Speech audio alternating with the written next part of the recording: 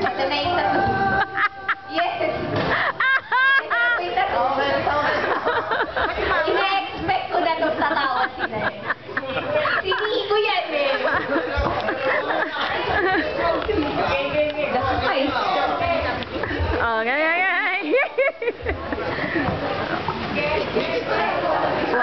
Sige. Ano ba? May ready, set, Ako go? to kasi yun may sasabihin si Nico. Pinagandaan niya po. Sige. Go, Nico. Oh my God.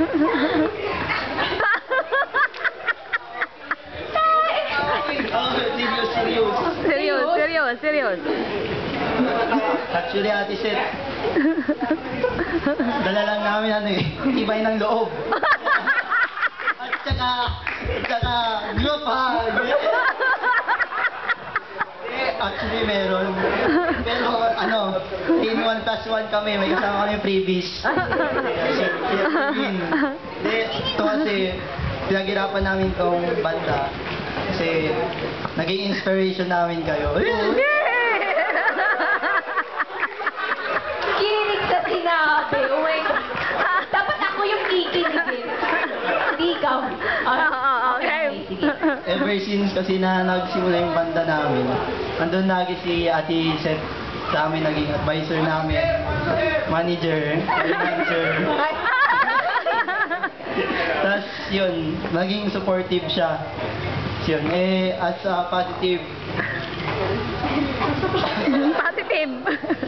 thinking person, yun, umisip kami kanta na that suits you very well.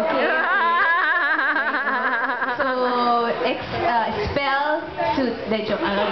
Bumabagay ka lang. Ano next? Okay. Ano? Time first. Hindi ko memorize. Oh my God!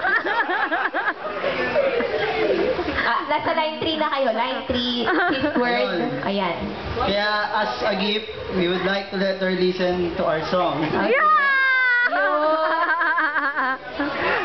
Kasi yun yung first positive song na na-compose ng banda na Agos. Kasi Ate Charis, positive kasi natawa si Ate Charis. Tapos, syempre, parang,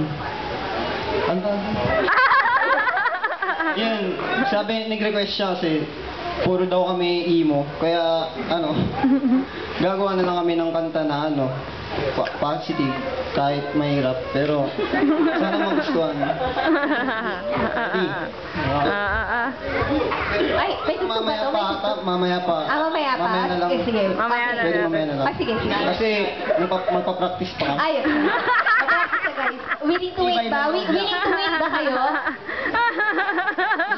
Mamaya na lang. Ay, sige, mamaya na yung Okay.